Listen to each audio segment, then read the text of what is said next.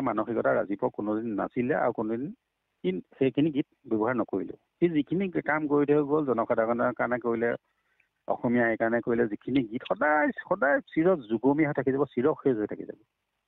মই আগৰ ভিডিঅ'টো কৈছোঁ, ভূপেন হাজৰিকাৰ দৰে গীতখিনি তাৰ চিৰ যুগমীয়া হৈ থাকি যাব। নমস্কাৰ জনাই আজি এই ভিডিঅ'টো আৰম্ভ কৰিব লৈছোঁ।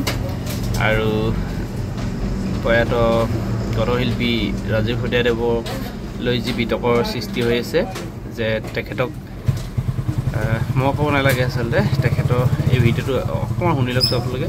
তাৰপিছত ইয়াৰ প্ৰমাণ আচলতে তেখেতে যি আখ্যা দিছে, আচলতে আমাৰ মুখে ক'বলৈ বেয়া লাগিছে। আচলতে তেখেতে যিটো সুৰ আচলতে তেখেতক কৈছে, প্ৰয়াত গণশিল্পী ৰাজীৱ শইকীয়াদেৱক সুৰ আখ্যাত দিছে। আচলতে এইজন কোন মানুহ কি মই বিশেষকৈ নাজানো, কিন্তু ভিডিঅ'টো পালোঁ, পাই পিনি আচলতে ৰ'ব নোৱাৰিলোঁ। আচলতে এনে এজন শিল্পীক সুৰ সজোৱাটো কেতিয়াও মানি ল'ব নোৱাৰোঁ। আৰু ৰাজীৱ শইকীয়াদেৱৰ গীত আগৰ পৰা শুনি আছোঁ, আৰু প্ৰথমেই কথাটো আচলতে শুনি লওঁ আপোনালোকে। সংবাদ মাধ্যমত যদি জনাব বিচাৰিছোঁ কোন ৰাজীৱ শইকীয়া এইজন, মই তেওঁক চিনিয়ে নাপাওঁ, আৰু তেওঁ এইটো মৃত্যু হোৱা বুলি শুনিছোঁ। শুনি পেলাই এই গানটো তেওঁৰ কণ্ঠ শুনি মই দুখিত হৈছোঁ। আচলতে এই গানটো অৰুণ হালৈৰে। ফণীন্দ্ৰ বৰ্মনে মোৰ পৰা পাৰ্মিশ্যন লৈছিল যে তেওঁ জুবিনৰ সৈতে গানটো একেলগে গাব, আৰু সেইটো মই পাৰ্মিশ্যন দিছিলোঁ। কিন্তু কেতিয়া মই এই ৰাজীৱ শইকীয়া কেনেকৈ এই গানটো ক'ৰ পৰা কি চুৰ কৰি ক'লে, কি কৰিছে, মই একো গমেই পোৱা নাই। আচলতে গানটোক মই দিছিলোঁ ফণীন্দ্ৰ বৰ্মন, আৰু ফণীনে মোক কৈছিল যে জুবিনৰ লগত মই একেলগে গানটো গাম, তোমালোকৰ কিবা আপত্তি আছে নেকি? মই কৈছোঁ একো নাই।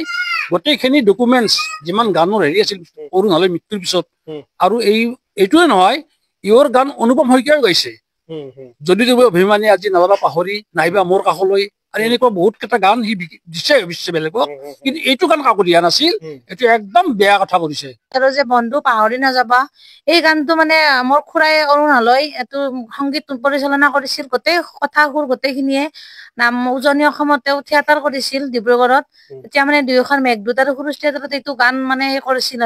আৰু তেতিয়া মানে ৰাজীৱ শইকীয়া আমি নামেই শুনা নাছিলো। এতিয়া মৃত্যুৰ পিছত তেওঁ গানটো লিখা বুলি, তেওঁ সুৰ দিয়া বুলি মানে ছচিয়েল মিডিয়াত ভাইৰেল কৰিছে। এইটো যাতে অৰুণ হালৈৰ নামত এইটো গান হেৰি কৰি দিয়ে। আৰু ৰাজীৱ শইকীয়াৰ তেওঁ বন্ধু পাহৰি নাযাবা দে বুলি এটা গান এটা তেওঁ নিজে কম্প'জ বা সুৰ কৰা বুলি শুনিছো, কিন্তু এইটো মিছা কথা। কোনো ৰাজীৱ শইকীয়াই এই গানটো বন্ধু পাহৰি নাযাবা দে এই গানটো কৰা নাই। এইটো মোৰ এজন সতীৰ্থ, মোৰ ঘৰৰ ওচৰৰে অৰুণ হালৈ, তেওঁ নিজে কম্প'জ সুৰ কৰা।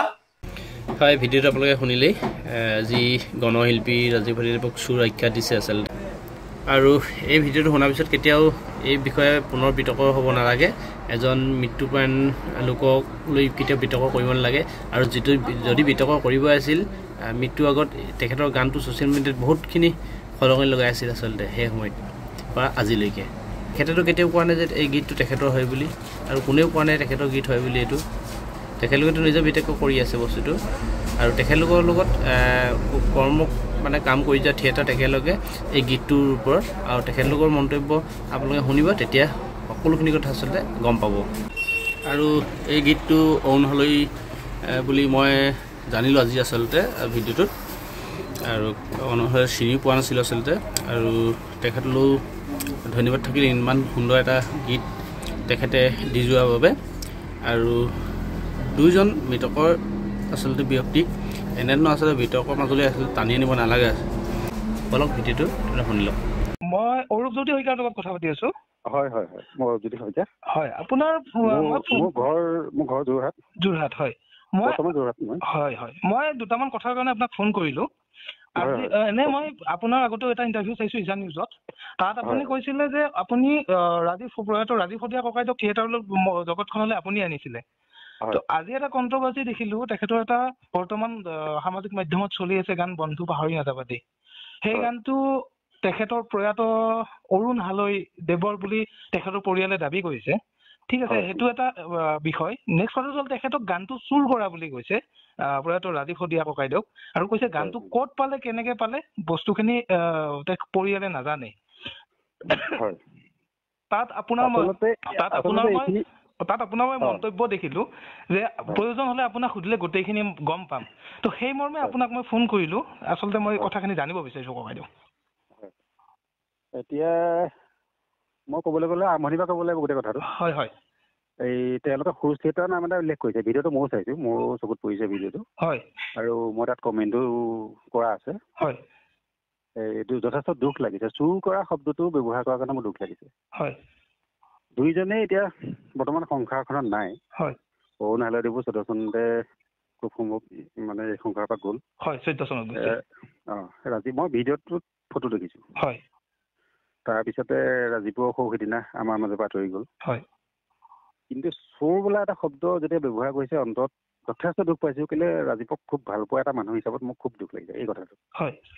আপুনিও যথেষ্ট ৰাজীৱক ভাল পায় বা অজস্ৰজনে ভাল পায়। হয়। আজি সেই শব্দটো ব্যৱহাৰ কৰাৰ কাৰণে অৰুণ হালদেৱক কোনোবাই কটু মন্তব্যও মই কৰা দেখিছোঁ তলৰ কমেণ্টত। হয়। সেইটো স্বাভাৱিক কথা। হয়তো অৰুণ হালদেৱক কৰা নাই, কিন্তু সেই ঘৰৰ মানুহখিনি কৰিছে। তেওঁতো নাই, কি তেওঁ কৰিব। হয়। সেইটো কাৰণে দুখ লাগিছে। আজি দুজন মৃত ব্যক্তিৰ ওপৰত সমালোচনা হোৱা দেখি প্ৰথম কথা। হয়। সেইটো হ'ব নাপায়। জীৱিত কালত কাৰোবাক কিবা এটা কৈছে, সেইটো এটা বেলেগ বিষয়। হয়। কিন্তু মৃত ব্যক্তি দুজনৰ ওপৰত সমালোচনা কৰি কিবা লাভ আছেনে? দুইজনৰ ওচৰততো এতিয়া বৰ্তমান উত্তৰ নাই। উত্তৰ আছে কোনোবা যদি সাক্ষী আছিলে, তেনেকৈ মই আছোঁ, অলপ কিবাকে জানো সেই কথাখিনি। হয়, মই 2003-04 বৰ্ষত মই অৰুণ হালদেৱক লগ পাইছিলোঁ সৰুজ থিয়েটাৰত। হয়। তেতিয়া সৰুজ থিয়েটাৰত মই আছিলোঁ। সৰুজ থিয়েটাৰতে তেওঁ প্ৰথম চিনাকি। তাৰ পিছৰ বৰ্ষতে 4-5 বৰ্ষত আমাৰ থিয়েটাৰ খোল খাইছিলে। সেই একদম ওচৰা ওচৰিতে এখন থিয়েটাৰ খোল খাইছিলে। আপোনাৰ ডিব্ৰুগড় মৰাণ বামুণবাৰী বুলি এখন ঠাইত কাঞ্চনজংঘা থিয়েটাৰ। আৰু সেই কাঞ্চনজংঘা থিয়েটাৰলৈকে ৰাজীৱক প্ৰথমবাৰৰ বাবে অনা হৈছিলে। সেই তেতিয়া অৰুণ হালদেৱ যেতিয়া কাঞ্চনজংঘা থিয়েটাৰলৈ আহিলে, তেতিয়া অৰুণ হালদেৱে মই সংগীত পৰিচালনাৰ দায়িত্বত আছিলোঁ। পৰিচালকৰ দায়িত্বত আমি আছিলোঁ। সেইটো কাৰণে আমি গোটেই কামখিনি চাওঁ। তেতিয়া আমি গানৰ ডিছকাছ কৰি থাকোঁ। অৰুণ হালদেৱৰ মুখত সেই গীতটো প্ৰথমবাৰৰ বাবে শুনিলোঁ। বন্ধু পাহৰি নাযাবা দেই। বন্ধু পাহৰি নাযাবা দেই। কিন্তু স্থায়ীকণ তেওঁৰ ওচৰত আছে। এটা গানত এটা স্থায়ী আৰু দুটা অন্তৰা সাধাৰণতে থাকে। এটা স্থায়ী তেওঁৰ ওচৰত আছে আৰু অন্তৰাৰ এটা অংশ আছে। তেতিয়া আমি চিন্তা কৰিলোঁ যে এটা ভাল গীত পাইছোঁ। ৰাজীৱেও যথেষ্ট গীতটো মানে ভাল পালে। প্ৰথমবাৰ শুনিয়ে ভাল লাগিলে আমাৰ গোটেইকেইজনে। ভাল লাগিলত আমি চিন্তা কৰিলোঁ গীতটো সম্পূৰ্ণকৈ বনাই পেলোৱা আৰু আমি সেই মুহূৰ্ততে অৰুণ হালদেৱকো লগত লৈ আমি গীতটো যেনেকৈ পাৰোঁ লিখি মেলি কথা বতৰা ইটো সিটো কৰি যথেষ্ট কষ্ট কৰি আমি গীতটো সম্পূৰ্ণ কৰি পেলালোঁ। 2 দিনমান আমাৰ সময় লাগিছিলেও। আমি গীতটো সম্পূৰ্ণ কৰি লোৱাৰ পিছত আমি গীতটো সম্পূৰ্ণ গালোঁ। অৰুণ হালদেৱে প্ৰথম গাইছে। তাৰপিছতে ৰাজীৱৰো ভাল লাগিলে গীতটো। তেতিয়া ৰাজীৱে ক'লে যে গীতটো ময়ো গাওঁ, মোক শিকক। আমি দুইজনে মিলি, আমি গোটেইকেইজনে মিলি আচলতে গোটেইকেইজনে মিলি ৰাজীৱক গীতটো শিকালোঁ। শিকোৱাৰ লগে লগে গীতটো অলপ দিনৰ ভিতৰতে আয়ত্ব কৰি ল'লে। আয়ত্ব কৰাৰ পিছতে ৰাজীৱে তেতিয়া আমি কি কৰিছিলোঁ, সেই সময়ত আমাৰ থিয়েটাৰ আছিলে 4 দিন। 4 দিনত আমাৰ 4খন নাটিকা থাকে, 4খন নাটক থাকে। সেইকাৰণে আমি শেষৰ দিনা আমি নাটিকাখনৰ সলনি আমি এই 3জন আমাৰ ব্যক্তি আছিলে সেই সময়ত অৰুণ হালদাৰ, ৰাজীৱ গগৈ আৰু ৰিঞ্জু বৰা। এই 3গৰাকীক আমি গীত গোৱাইছিলোঁ।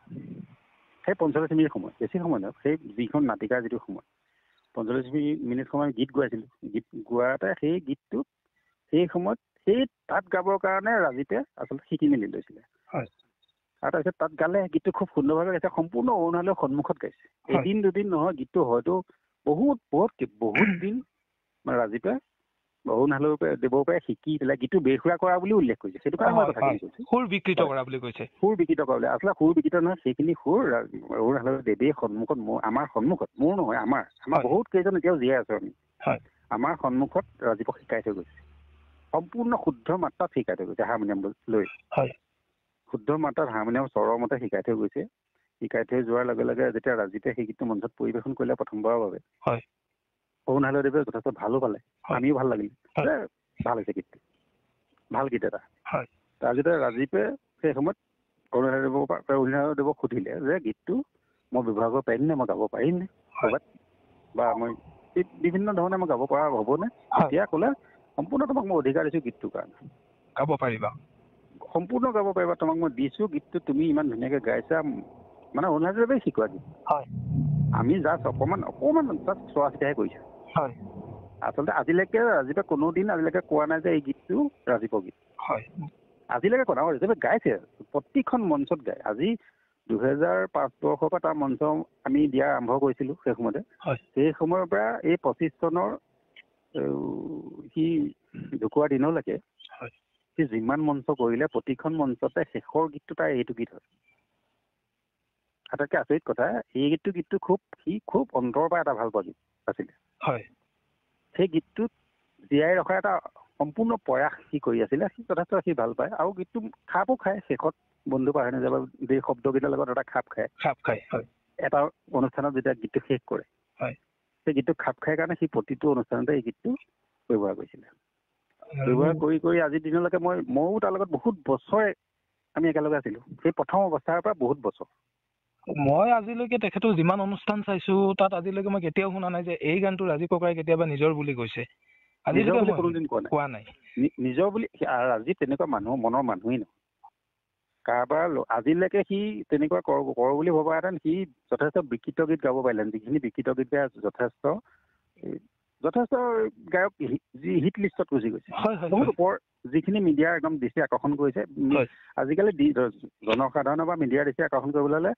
আপুনি সমাজত বিশৃংখলিত এটা গীত গাব লাগিব প্ৰথম কথা গায়ক হিচাপত তেতিয়াহে আপুনি সমাজত আগবাঢ়ি যাব পাৰিব আজিকালি বৰ্তমান ট্ৰেণ্ড সেইটো এটা ট্ৰেণ্ড বুলি ক'ব লাগিব কিন্তু ৰাজীৱে সেইটো ট্ৰেণ্ড হিচাপত লোৱা নাছিল সেইটো ট্ৰেণ্ড বুলি ভবাই নাছিলে সি সদায় জাতি মাতি গানেই গাই থাকিলে সি মানুহৰ হকে গান গাই থাকে সংগ্ৰামী গীতেই সদায় গাই থাকিলে সি সিমানখিনি কি বুলিয়ে কৈছো বেয়া নাপাবা এতিয়াও মানে একদম ভাই মানে মোৰ একদম নিজৰ ভাই বুলি ধৰি ল'ব পাৰা সেইকাৰণে মই সি কৈ আছো বেয়া নাপাবা এই কথাখিনি মই সি বুলি এতিয়া বৰ্তমান ক'ব নাপায় আচলতে কিন্তু মই কৈছো মোৰ নিজৰ ভাই সেইবুলি ভাবিয়ে কৈ আছো মই আপোনাক ফোন কৰিলো অতি মানে ভিডিঅ'টো চাই মোৰ বহুত যথেষ্টখিনি দুখ লাগিল যে তাত মানে কেইটামান শব্দ ব্যৱহাৰ কৰাৰ কাৰণে যথেষ্ট দুখ লাগিলে অকল তোমাৰ মোৰ বুলি নহয় টিলিচন মই সঁচা কথা কৈছো অসমৰ সেই ভিডিঅ'টো যেতিয়া যিমানে ভাইৰেল গৈ আছে যিমানেই পাই গৈ আছে সিমানেই দুখ কৰিছে প্ৰতিজন অসমীয়া দুখ কৰিব সেই যদি চোৰ বুলি এটা শব্দ শুনি যায় এতিয়া আচলতে ৰাজীৱে জীৱিত কালত একো তেনেকুৱা ধৰণৰ কাম কৰিয়ে নাপালে